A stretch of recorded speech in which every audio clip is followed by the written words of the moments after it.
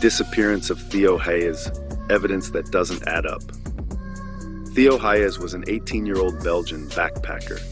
The night of his disappearance, May 31st, 2019, he was in Byron Bay, Australia. That night, he went to a nightclub called the Cheeky Monkey. Around 11 p.m., he was asked to leave by the bouncer for being intoxicated. All Theo's movements on his last night were tracked by his phone. At 11:07 p.m., he checked his phone for directions to the hostel, yet he headed in an opposite direction towards a cricket pitch at a running pace. He ended up standing by the cricket pitch for 7 minutes. Then he went through a residential area towards a bush trail called Milne Track, which leads to Tallow Beach. He had not traveled this route, nor to this area before. On this track, he began to run very fast in the darkness on difficult terrain. Up ahead, he came to a fork.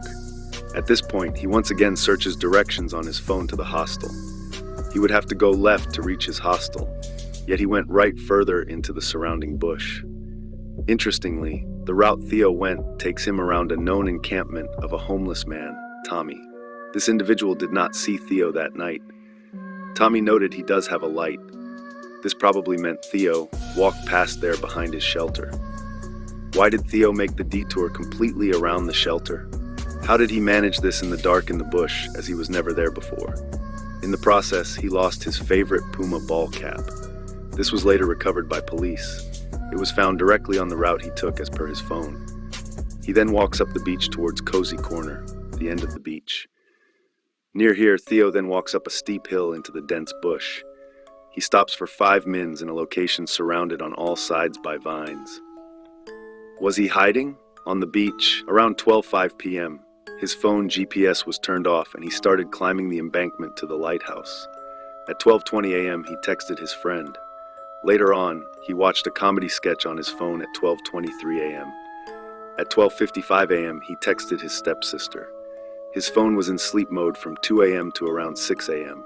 At 6:17 a.m., it started pinging cell towers again, but then eventually stopped at 1:42 p.m.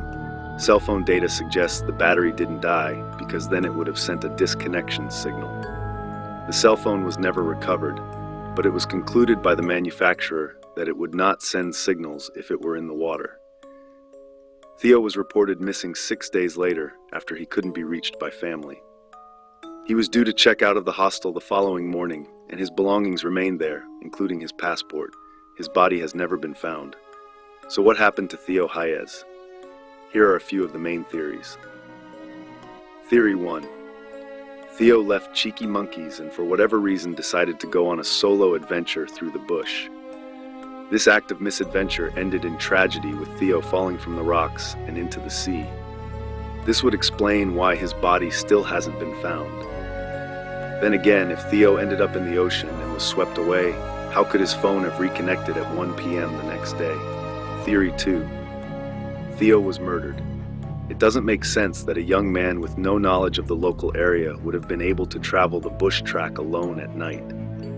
Theo must have met someone.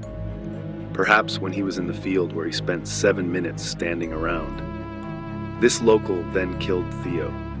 It is unclear what their motive would have been, but again, human intervention would explain why his body was never found.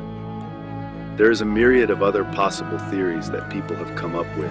Unfortunately, we simply don't know what exactly happened to Theo. Why did he take such a strange route? Why was he moving so quickly through the bush? Why did his phone enter sleep mode only to reactivate hours later? And why has his body never been found?